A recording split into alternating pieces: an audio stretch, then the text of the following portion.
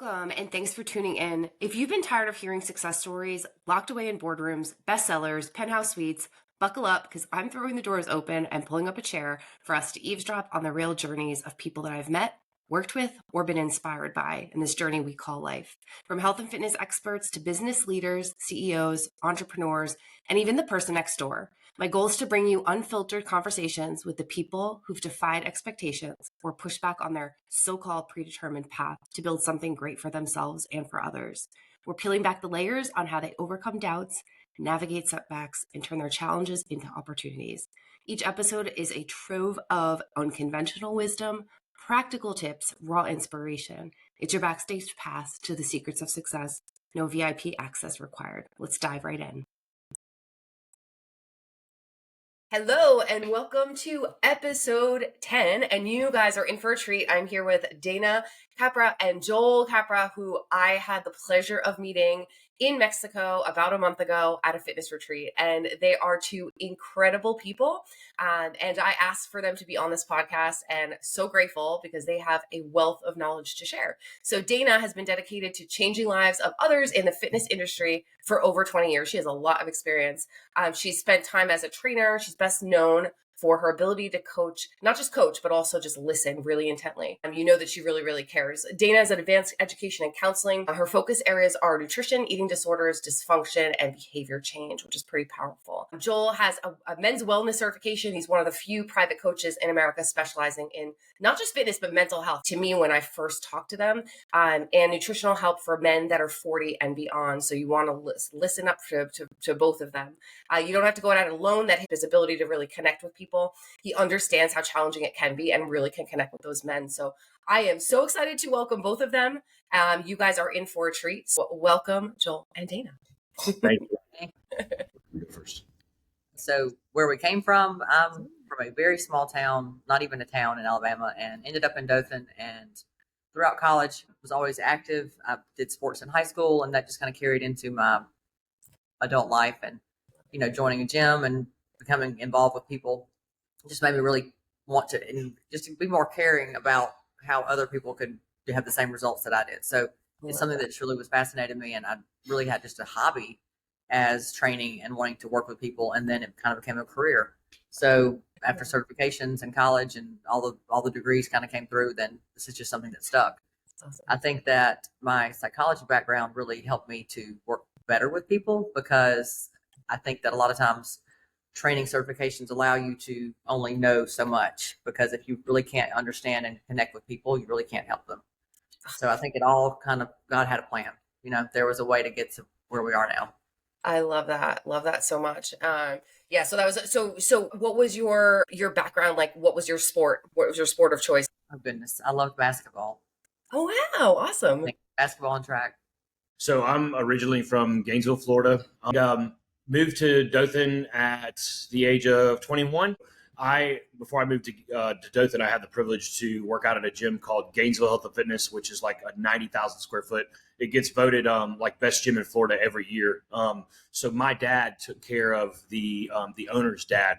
My dad was a registered nurse when he worked, and so he kind of mentored me after I graduated high school and college. And so I knew even at the age of 18 that I would be a gym owner one day, which is funny because at the time I didn't know that I would become a trainer. His gym was always a facility where I would go and see the amount of people using the facility and bettering themselves. That I was just like, this is what I want to do with my life one day. So, yeah.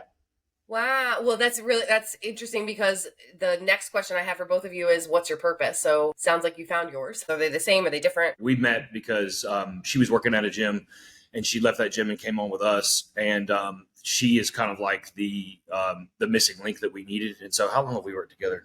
It's bad when you start asking that question, because it's like maybe 13 years, something like that. And so we actually turned into a business when Dana came on aboard, because we were both just like kind of a one-man show. And so whenever we came together, and then we talk about, the word collaboration, as we came together, even though we weren't dating, there was two of us that knew that we both wanted to help people and dedicate our lives to helping people. And we actually got along in the industry and did it, even though, like I said, there was no relationship part there.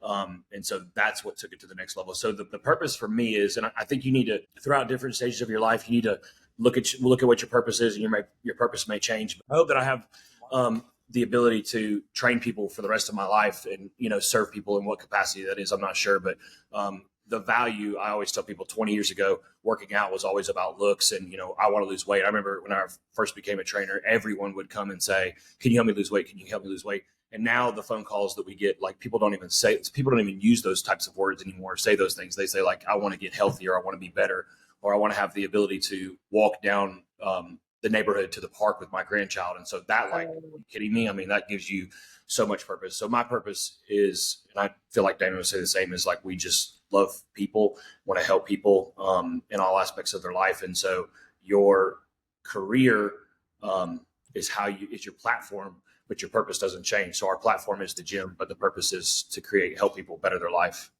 Oh, I love that. That aligns with the both of you that I met, right? Like your energy, your connection, Dana, you gave me a ton of really, really amazing advice too. And so I'm so grateful for that. So it's very clear to others. Like we spent like a week in Mexico, all of us. So to get to know that you're clearly living your purpose. And so tell me a little bit about Fit Culture, your gym.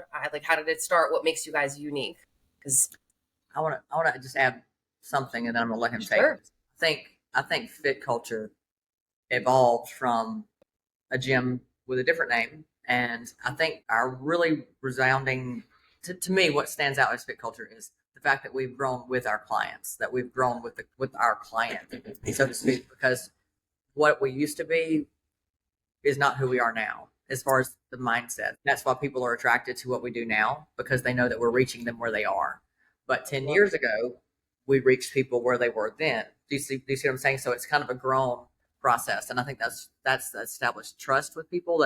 That's given us a place in our community that people know that they can go here and they can look for a certain age group, because we didn't used to be that. But some places have stayed back 10 years ago. Does that make sense? Like they haven't evolved. So I think our evolving into where we are now as a group, I think, is what made us different. And I didn't know that about both of you. So at Fit Culture, you're at a certain age group. You market to, I would say 35 and up, which is really the client that we prefer to be with, because those are the ones who can actually help. You know as well as I do, anybody that's under the age of 30 is like, woo, they can jump and they can go off for 4 hours of sleep and they're fine and they can do all the things. But it's a different stage of life. It's a different stage of life for who we're really attracted to. Wow, I love that. Joel, anything to add to that? Just about yes. So my favorite gym story of all time to tell is this. I didn't know I was going to get to share this, but I'm so excited. Yes. So I don't know why, but I had enough people trust me at the age of 23, and I was able to open up my own business. No one should be able to own their own business at 23. Maybe trust you. Yeah, give me their hard-earned finances to trust me with their body. Thank you. Those people, a lot of those people are still with me. But I don't know why I did this. It was a 23-year-old thing to do, but I named the gym, no E, by the way, Extreme Health and Fitness. And so my first location was 1,500 square feet. And 23-year-old Joel said, let's paint the back of the wall red and put Extreme in black on it. And then it was supposed to look like sweat, but it was yellow teardrops coming off. It was supposed to be sweat, but it looked like blood. Oh my God. Our marketing team is here right now with us, and they're laughing because I don't know if they've ever heard that story. So, yeah, we were Extreme for a while. And I think by the time I hit 31, I had gone to the grocery store enough times, and people were like, checking us out and seeing the chicken and the Brussels sprouts. Work out. They're like trying to create conversation. Yes, I work out. Where do you work out? Well, I actually own a gym. What's the name of your gym? Extreme. And then they would literally like this. Like they smelled someone's bad breath or got hit by a car. And I was like, maybe we should change the name. So that's when Fit Culture was born. Because it was more what we do. Extreme is everything but what we do. Right. That's a great story. I think it's really a story of just opportunity, because a lot of gyms don't make it that long. But the fact that we were able to stay in business for years enough to have the reconsideration to change our name and to change really our focus, I think was a privilege, because a lot of gyms don't make it. Past the average gym is 4. The average gym is 4 years. The average trainer lasts 2. Right. So we outlived our norm. Yeah. So, And I love that you're almost like phrasing it as opportunities, and that you are aware enough to sense that and make that change, right? Because change is hard no matter what. A really neat story. I like that. Yes, thank you. Now we have it memorialized. Right. So because it's a business and you guys are talking about a business, a lot of people, I've just been having some recent conversations, people are challenged with making change, right? And starting a business, I can only imagine, like you said, 4 gyms, right? Or for 4 years that a gym might last the average. For you, what were maybe some challenging things in starting the business, growing the business? What are some other challenges you guys have? Gosh, I want you to answer that question. oh, you have so many answers. So what's hard about it being a business owner? I mean, I think so many people want to do it. They love the idea, but they're afraid to execute because it's hard. Say it one more We've time. been on every angle of owning a business because you can have a business, you can have staff, you can have a lot of employees, and you can have a business just be you. So we've been on every angle of that, but I think over time we've realized where those hats actually need to be placed instead of wearing all of them. Yes. Okay, there you go. That makes a difference because now things are delegated that are things that we absolutely cannot do or don't need to do. Yeah. And then we can do our jobs. So that's something that we've kind of had to figure out over time also. But things run really well now and have for a while because of that. Whereas we used to, it could be chaotic. So I think the fact that we've done this together, Joel is a fantastic pusher and dreamer and has the ideas and the go-tos, and he's the entrepreneur of the group that And she's the executor. can come up with anything. And I'm just sitting back here like, okay. And then I'm like the reality check that has to kind of come in and pull the reins and say, I love your idea, but oh my gosh, it's going to cost $17 million. Or, all the things. Yeah. But we work well together that way. Oh my gosh, that's a perfect balance. Yeah, so here would be my short answer for anyone who owns a business or is thinking about owning a business or has just started would be, and even kind of a life message is, what is the product that I have that the world needs? Oh. And so something that took me a long time to learn is that you hear a lot of people say, like, you need to grow your business so you can exit. And I remember I would go to gym conferences, and I would always be so frustrated with that because I was like, I don't feel the need to exit. I feel the need to be present. So then I was like, okay, let me just listen to their advice. And so for a while we tried to exit, and we would have employees, and they wanted to come for us for help. And so just recently I've been like, it's time for me to step up, and you can't be everything to everybody all the time, but at least give a portion of yourself to someone. How can I make their day better? But ultimately, people talk about scaling. But, I just heard another business owner say recently, scale till you fail. So eventually you scale out of your business so much that you're not involved, and the product is like watered down as it becomes, or it can be. So going back to your original question of like, what do I have that the world needs? And that's how you need to determine what your business plan is, because for so long, for me, I was chasing whatever I wanted to do, not what people needed. And I would say I was mediocre successful. And I don't mean, you can define success in a million ways, but like as far as being fulfilled on the inside. But now I'm more fulfilled than I ever have been, because I make it a goal every day, like wake up every day, pray and say, like, God, please give me an opportunity to help someone that's going to need me, or let me not be so caught up in myself that I don't see when someone needs me. And so now, to literally every day, there are people that I'm able to help. It's phenomenal. So there's something I have that the world needs. Yeah. There's something that the world needs. That's a gift. Because I can only imagine, like, in having the business, that also you want that connection, you want to make sure everything's operating, but what you go back to is delegation. I feel like that's a big thing that everyone struggles with, being able to delegate to other people. You guys are so disciplined. I know that. What are some, I just want to ask some habits, advice to people that are trying to do all the things, like running a business, your marriage, right? Your family, all that, trying to balance everything, because you guys are early morning people. I know that. You get a lot done. What might be some advice that you would give that makes you guys successful in what you do? Oh, gosh, for me, it trickles down from pick your battles. Yeah. So, you have to have I'm going to quote Don Saldana, your non-negotiables, the things that that are most important to you that you're going to stick to. and then some other things that are going to have the flexibility to change, because a lot of people get really consumed with, if they're working on their food, for example, they get really over obsessed about what am I going to eat, what am I going to do? Well, just eat the same thing every day. And if you like it, then that's something that you don't have to worry about, especially during your work week. So to take that and take it to another thing, we routinely clothes for your children. We get out our clothes early. You just know what you're doing. You have the things that you can handle ahead of time. You get that out of the way, but then you have room to bounce, because we get to the gym and it could be great and it could be chaotic and you could have somebody falling apart. Its power could be out. You never know. We stood in the 30 seconds last week one day and we were like, yay, all right. Somebody started singing and then it came back on. So you never know what you're going to deal with. So the things that you can control, I love which that. I say are so silly, your clothes, your food, the little bitty things, have that on a consistent routine. And then that gives you room for error. That's kind of how I think. I'm not sure what you think. I love that. Reducing the decision fatigue. That's kind of what goes through my head on the day. So I hate to ask you this, right, but will you just repeat it again one more time for me? I have like 7 answers.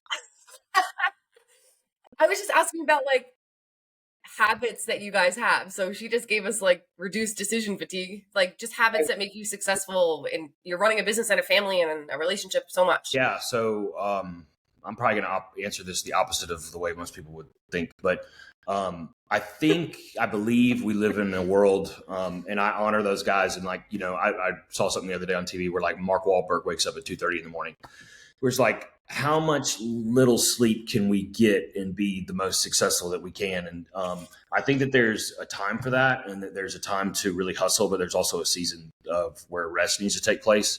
And I think when most people look at rest, or what do we call it, relaxation, and it would involve alcohol, and not saying that there's anything wrong with that, but we all know, if you don't, you're about to learn. If you drink a lot of alcohol, it causes you to pass out, not fall asleep. And that causes anxiety over time. So like one thing that we've done in our relationship that has been helpful the last 4 years is taking a vacation quarterly.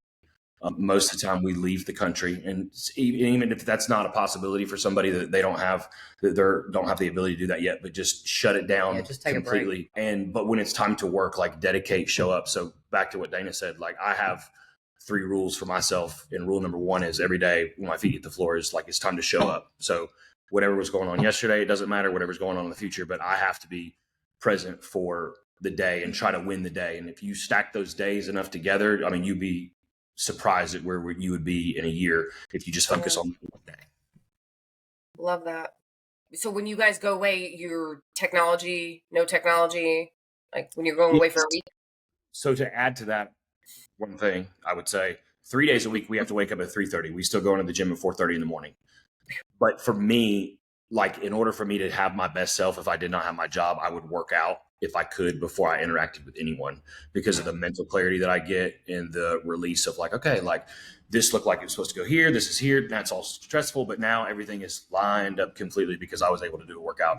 And even if it was to go for a walk, I love walking in the neighborhood before the sun comes up, because it just gives you that peaceful mind of clarity of like, and you're hearing yourself breathe, or like that deep breath is very soothing. So, yeah, I think, I don't know. Yeah. That's right. And Dana, are you the same? Like the working out in the morning first thing, if you could? It would be nice, but like you said, our schedule doesn't always allow for that. But when it does, that is a preference. But it is true. I think a lot of times we'll be in the car on the way to the gym, and he'll say, "All right, it's time to show up." I mean, and that's kind of the connection thing we have. Like I trust that he's going to do his job no matter if there's. The reason why I do that is because nobody cares if you're tired. No, You're right. They really don't. And they don't. But because they're tired too. Any conversation we have that's going on, as soon as we walk through the doors, it's time to show up. And I trust that he's going to do his job when we're in that building, and then I'm going to do mine. And we may get in the car and be like, oh my God, about something else. It could be about the cat or the dog.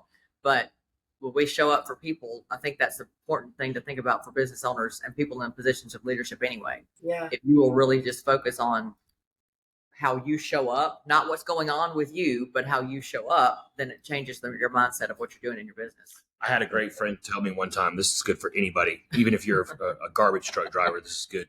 He said, it's not good enough to show up. It is the way you show up. Ooh. Yeah. The It's way all you about show up. the truth. And I love that, right? It's like you're almost like giving yourself those affirmations in the car. When you wake up, you're telling yourself that story that You have you're to. going to show up and you're going to show up well. In the morning, you have to affirm I'm yourself. coaching myself up. Yeah. I just did an episode with someone that gave me the reminder of sticky notes. And I was like, I just plastered my bathroom mirror with sticky notes about like positive affirmations because it just works. In the gym, we meet people. People come to us in a state of sometimes just like they're exhausted, and they're looking to us to help pick them up and carry them. So that takes a lot of mental strength to be able to do that for so many people. But at the same time, I don't know of another way. Like, I don't want to be looked at as as somebody who can't do that for somebody. That's what I value. That, and I love it. I've been given a gift that I can help people in that way. So amazing. But you're so much more than a trainer. I mean, I've had other friends that are trainers, people I know that are trainers, and they know more about their people they're training, their personal lives than like anyone, right? You hear it all, you know what's going on, and that's their release. It's a huge gift. Joel, for you specifically with men, I mean, one of the things that you said, I remember when we were like all eating, you had mentioned like how you coach men specifically. The way you communicated that was so powerful. What's your unique approach when you're trying to help men achieve like their fitness goals? I think the big, deep reason of how it started a desire for me to work solely with men was, I think I was like 34 or 35, and I had done it long enough. Now I'm 39, had done it long enough to know like everybody's kind of in the same pattern. All these guys, right? Like they live in a 4,000 square foot house with 3 people. They drive a car that's real nice and they keep trading it out. And every time they walk in the gym, they're like, I'm broke. I got bills. And then you don't really hear them ever talk about their wife in a good way. And then the friendships that they do have, not trying to be funny, but it's normally like over a beer at Buffalo Wild Wings, it's complaining back to your wife. And then you have a kid where, you have little to no quality time with that kid. Sure. And so I was like, what is going on? Like, I don't want to arrive to this point where I feel angry with my 6-figure job and just like the world owes me something. And I kind of have read enough books to know that like when you're 22, 21, 15 years old, like you don't have anything, but you also are like, let's go, let's risk it. And that the more a man ages, the less he's willing to risk and have fun, and kind of just becomes a recluse, and the friendships go away.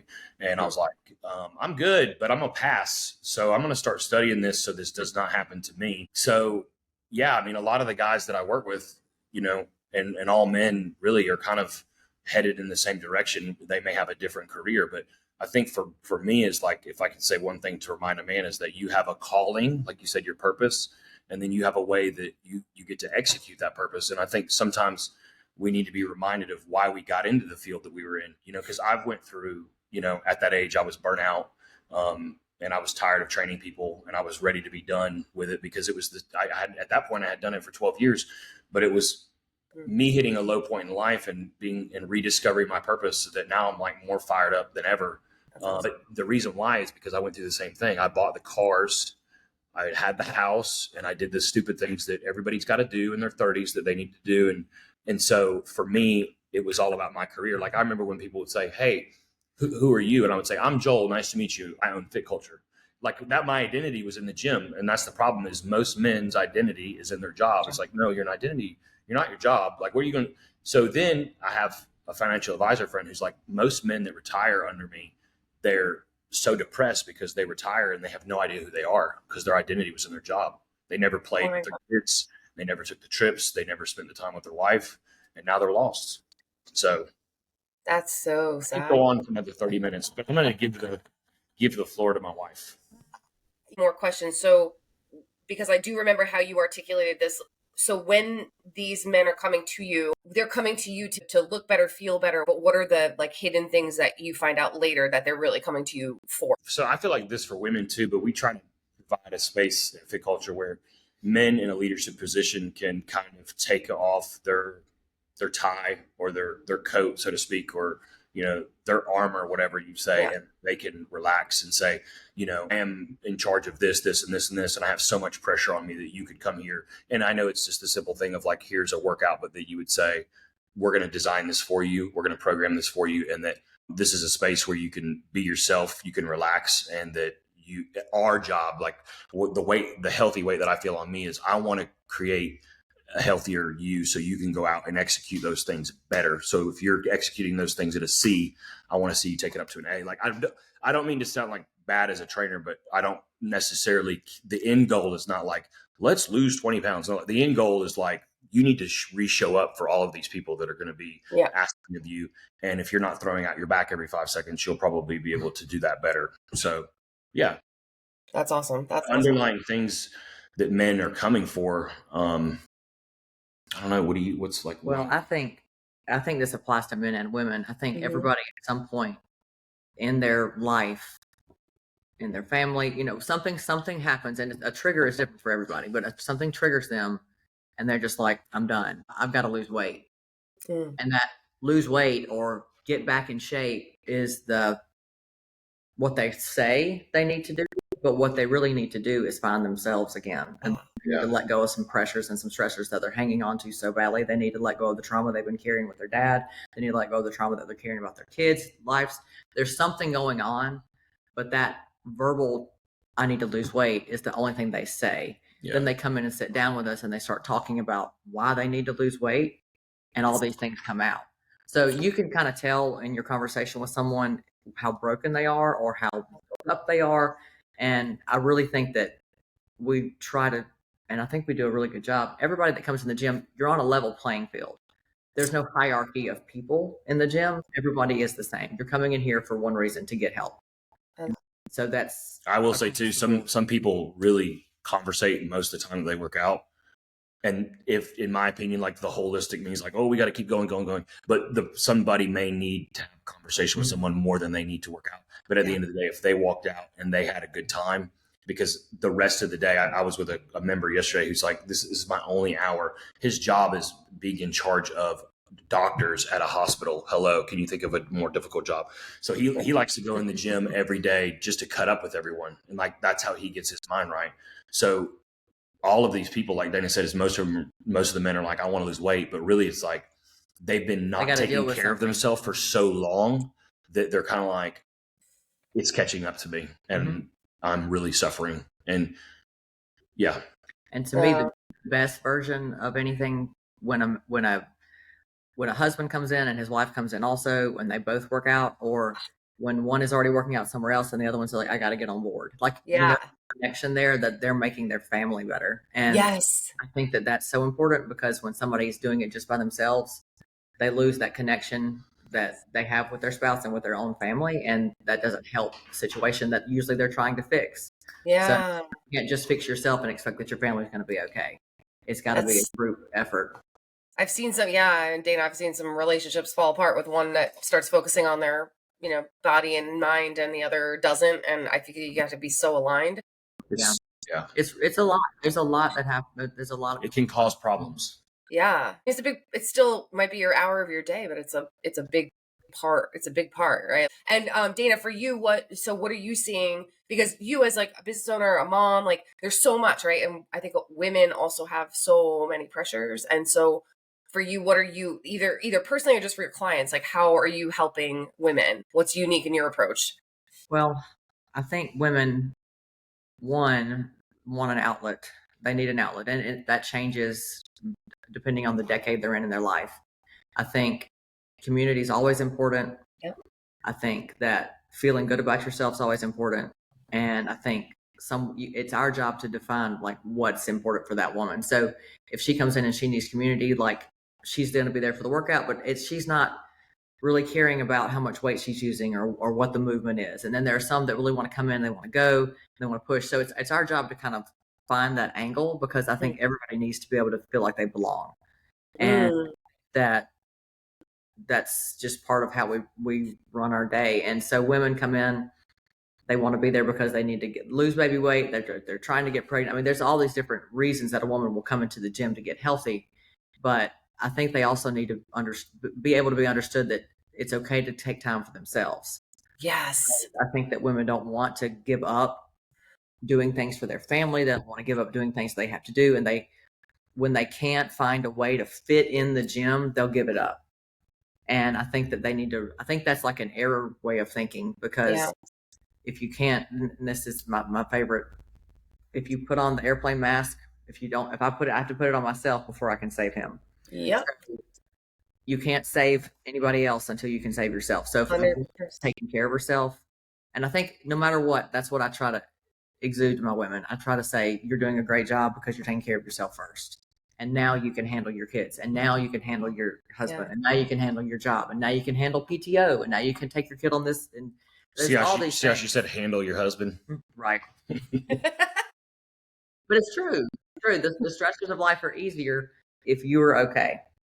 And I think a lot of times women don't feel okay, and I think they'll look to a gym for that. And it depends on where you go. That can turn you in the right or wrong direction, but we really try to find out where people are so we can help them in the right way.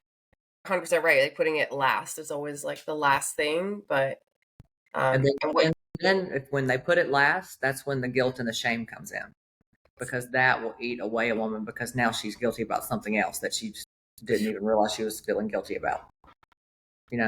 I don't look good enough. I'm guilty now. I'm ashamed. But I'm guilty also if I put myself first. You see, it's a really bad pattern that women will sink into. There's nothing like selfish about it. It's like you said, right? You're putting the mask on yourself first. They need to hear that. They need to hear you're good. Like you're doing a great thing. You're providing for your family. You are helping everybody by doing this. And those in your family are like, they're watching. Like I actually just realized this not that long ago, that fitness has been such a huge part of my life, because I didn't know any other way, because my parents always ran. They always lifted. Like, I don't know where I learned it. Must have learned it just by watching them. It was just part of life. You don't not work out. So you're also setting such a great example. Yeah. Statistically, I think I've seen multiple reels and people have quoted it, but if in a family, if the mom works out, that is more of an example to the kids than the dad. So like what mom is doing, like that, for dad to be a certain way is an expectation, but if mom does it, it sets a standard that's different. So that's something that really stands out. I know it's a thing for men too, but I feel like it's even more so for women. It's just the pressures to look a certain way, and now it's just getting worse. You're seeing, I'm sure you're seeing that. Like, I want to look like her, like that body. It does. I think, and I've got a few different age groups that I can see different things in. I think now, because of social media, I think it's a very hard sell for younger girls to work out. I think more work out now younger than probably before. And I think younger girls are in a better mindset to some degree. And I know people don't usually say that, but they are more aware than my age group ever was. And why the 35s, the 45s, the 50s are struggling so bad now is because we never had a healthy mindset in the beginning.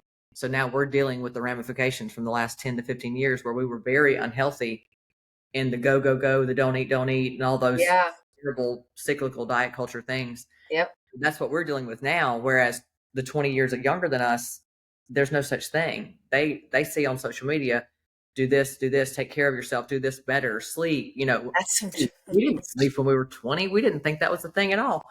That's if you slept, you were weak. You didn't do exactly. Beating yourself to a pulp. That's so true. That the social media it has positives. I mean, there's negative flack from social media, the way to look a certain way, but I think that's getting better to some degree, because with the knowledge of AI and everything, everybody's not believing everything they see now. That's true. Like 10 years ago, we believed everything we saw, even though it really wasn't true. Now you kind of know, okay, that's not real. This is what's real. Yeah. So I think that we're growing into a better society for that. You're right. It is definitely, because like our age group was not. If you're 40 right now, bless your heart. You're just thinking your life right now, That's so true. Now it's okay for the younger girls to be like lifting. I love seeing that. It's like they are. They're lifting, doing things, and that's okay. Is there anything that you're doing at Fit Culture for women? I know you have Joel, you have a men's program. Yeah, we're so excited. Yeah. We try to go back and forth. this time last year, I did a reset program that was for men and women. That was Nice. with some habit change. And so this fall, Joel's doing the men's, and then we don't try to run two things like that at the same time unless we're offering it for both. Yeah. So this fall, Joel's going Nice. to do the men's program, and then I'm going to We'll do men's and women's in January. yeah, men's. Love that. So to look forward to, and you have to space your time out because it sounds silly, but it's to be connected all the time and to be always doing the right things all the time is really It's the wrong thing to do. It's unrealistic. So it gives people something to say for this period of time. I'm going to really just hone in and fine tune what I'm doing, and then I can back off a little bit. So you can't run stuff like this all the time. It has to have a season so people can live, because it's not possible to live at a 10 all the time. Yeah. So it gives people something to look forward to and learn, and then they can, whatever their takeaways are, they can apply 1 or 2 out of the 5, and then hopefully we've helped them in that way. We don't expect that everyone's going to be perfect all the time, but we want to give them the tools if they want to try to be. Does that make sense? Yeah, I mean, when someone signs up at the gym now and they're like, all right, so what do I need to eat? I'm like, go drink 1 protein shake every day for 30 days. Let's get you back on the InBody, which is our machine that tests muscle mass and your body fat. And I'll say, when that stops working, then I'll add another habit. Something else. Yeah. And if you can be perfect on the habit. But I mean, I trained people for so long, and so did Dana. We're like, why are we sending people to they literally just signed a piece of paper saying that they'll come to the gym. And then we're like, here's your grocery list. Now go to the grocery store and buy $400 worth of broccoli and grilled chicken. It's like, that was probably not the best way to do it. And so we've got out of the habit of doing that. We do give people a little bit of guidance, but we try to treat every single person differently based on what they can do and their levels. You know, like we have certain people that they geek out on MyFitnessPal. Some people hate it. Some people hate it. You hate it. People write down things on paper and don't want to look at their phone any more than they already have to. So it's just, you need to enjoy the benefit of exercise before you could add the disciplines of food. Like, there's enjoyment in exercise. Some people, why would you add a habit of like, we need to start eating better if you don't even enjoy exercise yet? Yeah. Like, that's the thing that we're trying to sell them on first to convince them. And once they're sold on that, then you can add those other things.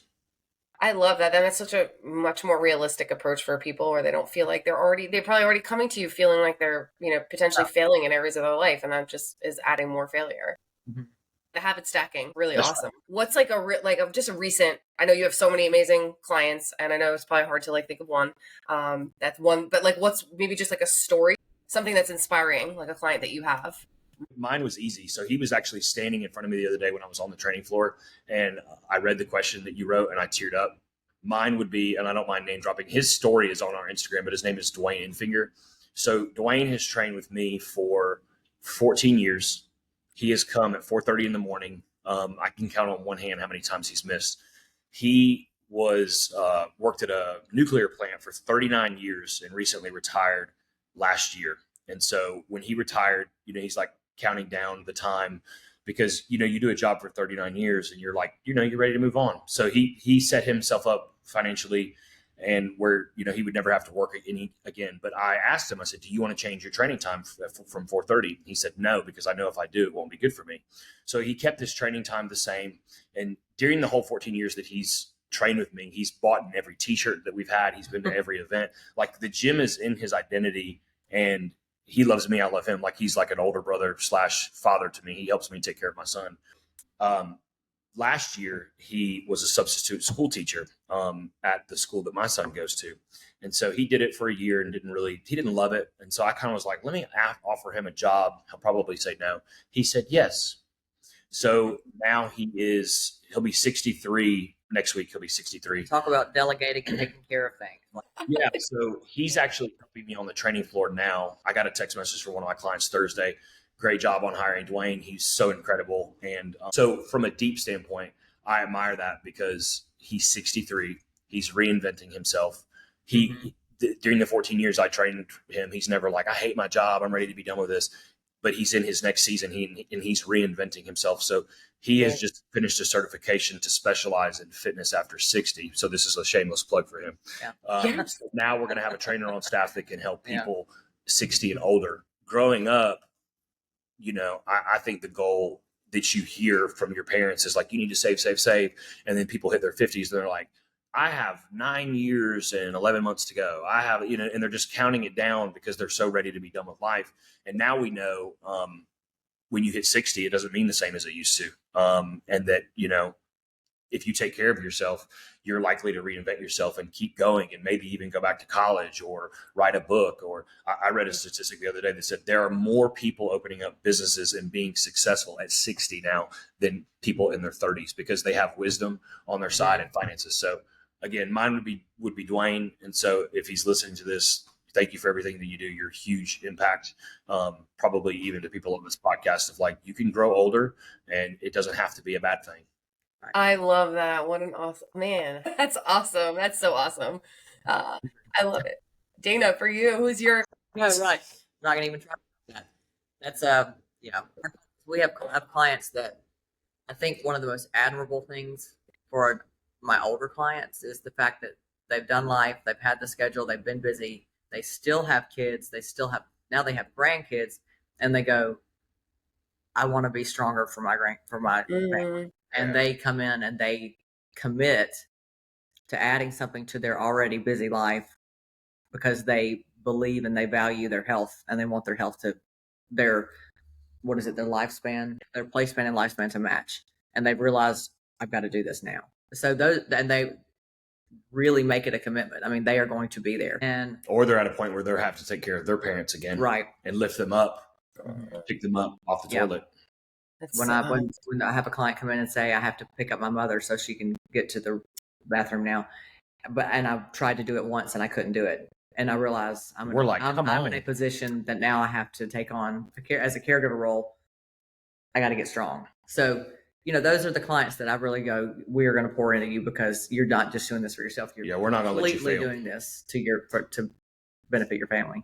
That's amazing.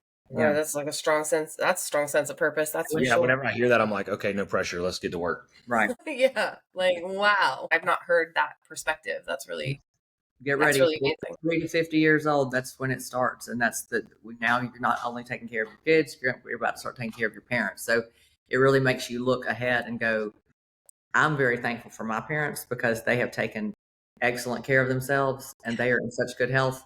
And then when I hear my clients and I have friends that talk about how their parents are declining, it really makes you think about your next 20 years and it thinks where I'm setting myself up now to be in 20 to 40 years because I don't want someone having to do that, lose their life to take care of mine, and that's a big, big thing now for us. I think we have a lot of clients that are dealing with those situations. I mean, that's the impact that you have now too, to even the people younger, right? Because it takes time to build those habits, to have the muscle mass, to be able to incorporate that in your life. And yeah, like my dad's 82, my mom's in her 70s. They're so healthy. Right. Traveling with me for a week, like no problem. I was, didn't have to take care of anything. They're just, they eat really well and they exercise. That's something that you take for granted almost because you don't even know another way. I know you guys talked about your purpose, but I'm just curious. Does it constantly change, or is it something now that's excites you every day? What's like the thing that excites you the most? Like I know when I get out of bed, like I have the ability to change people's lives. That drives me. Is there something specific you guys are working on? Like a certification or is this the shameless plug for Dana's cookbook? Is that? Yes. Dana, tell me about it. I do. I have a cookbook that's going to be released soon. We've been working on it for a while. So it's nothing crazy. It's nothing fancy. It's just it's both of those things. It's crazy and it's fancy. She's being humble. She is being humble. I could tell. Simple recipes that are healthy, that taste good. And you're like a big meal prepper because I watched your video. It was awesome. Yeah. It inspired me.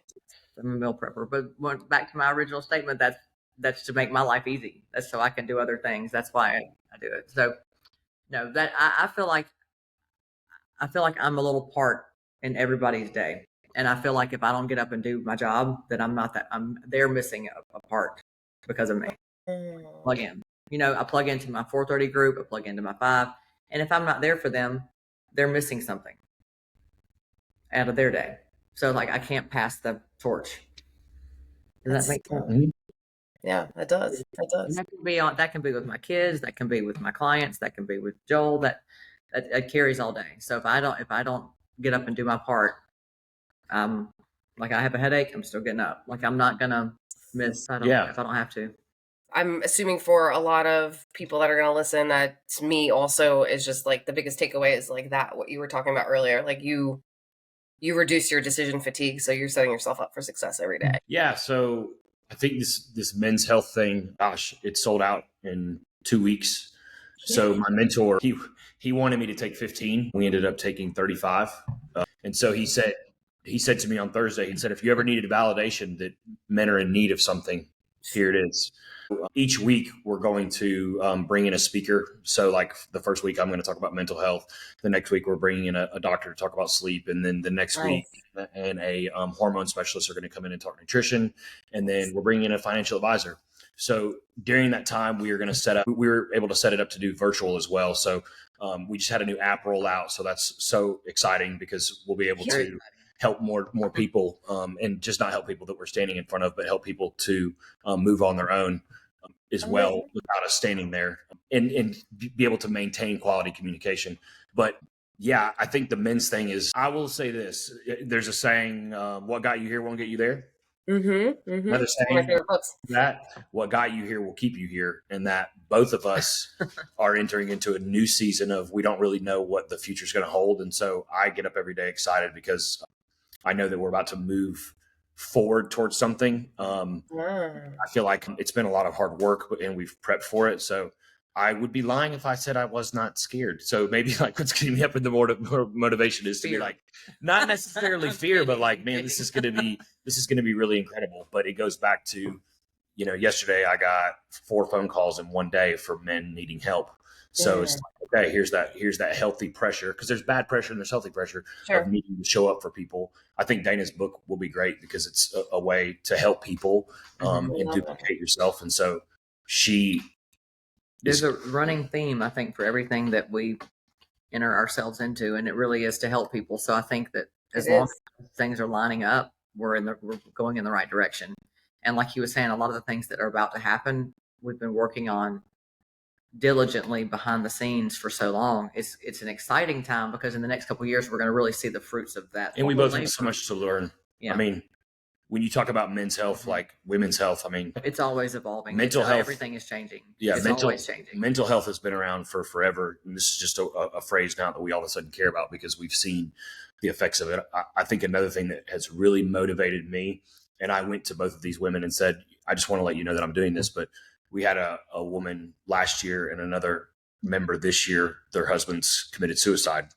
And so to honor them, I want to say their names, but to honor them, I said, I want to let you know that your husband's story has motivated me to try to go help more men, because that's something that I struggled with 3 years ago. And it's a very dark place to live, very alone. And unless you've experienced it, there's no words for it. It's something that, it'll take the life out of you. And I think for those women, seeing what the men were going through prior to, and then what happened after, the people that were affected, it's a real thing. And I think that every day I kind of say to myself, I could spend the rest of my life trying to study this and there still would be more work to do. So I think that's going to be my life's mission, is to help as many men as possible.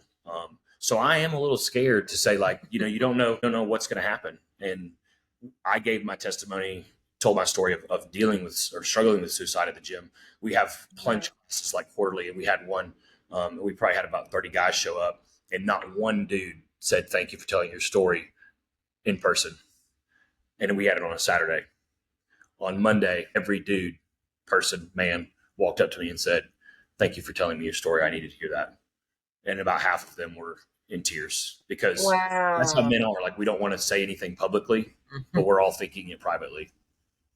So what if more men stood up and made a stand publicly to say, like, hey, I've been there, I'm there, or I'm going through that right now. Like, we could move each other forward so much faster than we currently are. And really that's the opposite for women, because women are more apt to stand up and say, this is going on, seek out a group. Men do pull back. And that's just, I don't know if that's, could be community, could be wherever you are, but it really does seem to flow that way. Women are, it's more accepted. Yeah, it's like you're conditioned that women can, or like we can talk about things and it's okay, but men. Every man would say, I learned poor habits from my father. I mean, if I've heard that phrase one time, I've heard it a million times. My dad didn't let me show emotion. My dad never showed me emotion. I spoke with a guy the other day who went to rehab 6 years ago for a drug addiction, who's very well known in our town. And the first thing he told me is, he said, my parents have never addressed it, never spoken to it, and they live in the same town as them, and they just have carried on as normal. And he's got 3 kids that his parents help him take care of, on a regular basis. And so, that's kind of the norm, is let's just push blinders it out of the way. on and don't. If you don't talk about it, it didn't happen. Yeah. Wow, that's. I didn't even know that was it's obviously touched both of you, Specifically in a man.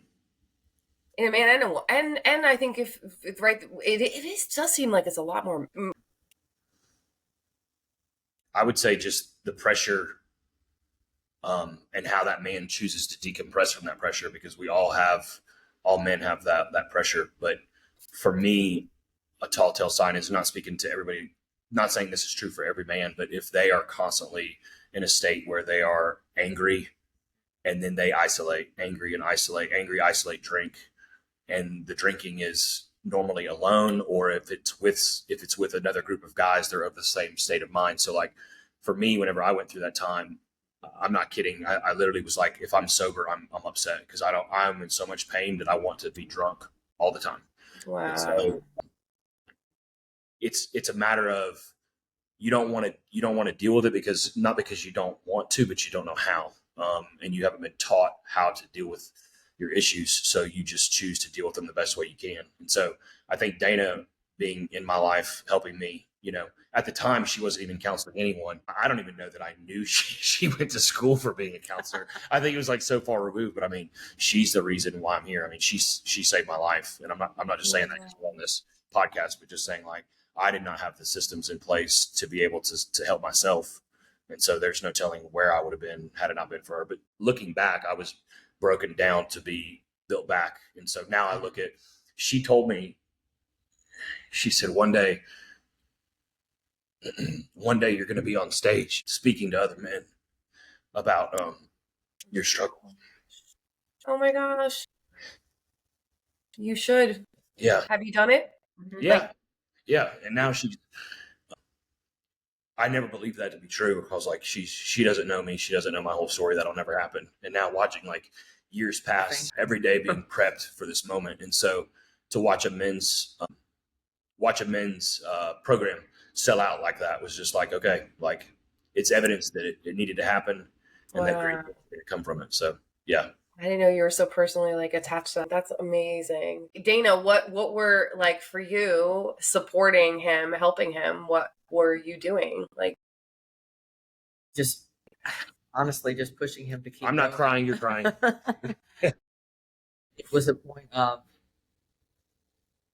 because when someone's struggling like that, you don't know, and until someone's willing to get up and go get help, you don't know what they're capable of. And so the only thing you do is, I would push him to keep moving, to keep getting up, even no matter how bad of a night he had. Get up. We got to go. We got to go. We got to do this, just to keep him in a routine that would keep him not being isolated, not being these things. And it was just a push to do that. And I call it the power of one more day. Like she would bring me my food at night and say, just give it one more day.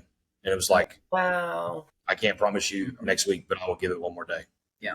Just little bitty steps. Oh my gosh. Next week, we're talking about tomorrow. Yeah.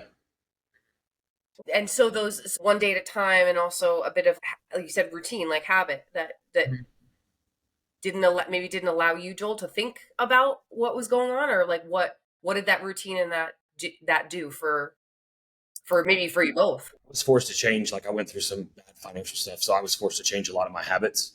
And so for me, the aha moment was having to purchase a $15,000 car, because I've always had an expensive car. And so I had to purchase a $15,000 car because it was is the only thing that made financial sense for me. And I remember getting in that car the first time and driving, and I was like, I feel more okay than I've ever felt as a man in 35 years on this planet. And so I know that sounds weird, but it's like we all attribute success to the Tesla. That's all men think. We attribute success to the truck. And so I was like, I'm going to be okay because I'm okay on the inside. I Yeah. don't be okay in everyone's opinion on the outside. And what's funny is nobody cares what I drove. But it took me being broken down like that to realize that, that's what it takes. Wow. It's a fight. It really was a rebuilding, because he did have to. I don't want to say he lost a lot. More inside. I think he had to lose a lot of himself inside to really build back, because premonitions that he had created, rules that he had created in his head were false, and those all had to be torn away for him to come back. And it's like I go back to the beginning of like my career was broken down through certain things that happened, and I forgot my calling. But now I was at a point where I had no calling. I forgot my calling, and my career was going away. Just certain things were happening in my life, so it was going back to and being able to reevaluate that calling, and then the career came back and saying, wow, like I really did have my identity in my job, and that's really and I always tell people everything happens to me early, so now I know how like most I know how most 40-year-old men feel, because your identity is in your job. He hit every marker sooner than most, because he was that pusher. He was that go, go, go. Yeah. And there was no break. He was just hell bent on making it to that mark. And then once he'd make it there, what's next? What's next? He never relished the moment of being. Nothing was ever good enough. Nothing was ever good enough. So last few years, he's really changed that. That's some deep healing that you've done. Yeah. Like you healed a brokenness inside, and that. Like my leg was cut off and it grew back. That deep. That's an amazing. I didn't expect that was going to come out of this. That was just so inspiring. So you guys have a lot of exciting things coming up. The app. I was literally, as you mentioned, the app. I saw your eyes. The what? Your eyes are like, what? Oh, yeah. So can you go ahead and like maybe just plug a little bit of where to find you guys, where to get like counseling, nutrition counseling, the book, when's that coming? When should we look out for that? Like the people that are listening, like I felt like I was so gravitated to both of you. Just that you're so amazing. It's so clear that you want to help people. You helped me a lot, Dana, and you're just so inspiring. And then Joel, for you, like I teach Dale Carnegie. It's all about listening. You are the best questioner. Like you would not let me be on my phone for a second. You ask questions. You're so interested in people. And I just see like there's so much power in the both of you. And like now I know why you guys are together. You're a freaking power couple. You look on our website. Our website is yourfitculture.com. And then you can find us on Instagram. Our, what do they call it? The tag, Handles? Handle. Thank you. But Dana's nutrition book should be coming out soon. It's already done. We just have to get it. The cookbook. We just have to get it printed. So, men's program will start September 9th, the day that this is supposed to air, I saw. So that's pretty exciting. Oh my gosh, that's so cool. Yes. Yeah. So yeah, I would say for both of us, this is just the beginning. So, but I would say, plug into our Instagram. We post a lot of things through Instagram, so you'll see it there first. Yeah, your videos are awesome. Just a lot of great content. The final takeaway here is this. Okay. 1 hour and 5 minutes. People start podcasts because they want to give people information. Our message is the same. Like you want to give people hope. We want to give people hope. So the message is at the end of the day is hope. And so if you're at a point where you're listening to this is, how are you giving people hope, and, praying that you have hope as well in your life, and that you have purpose. So incredible things can happen if you have those two things, hope and purpose. I love that. Dana, any final words? I'm just excited you asked us to be on here, and it was really good to reconnect with you. I think we made friends. I'm honored. Well, thanks. And thanks everyone for listening.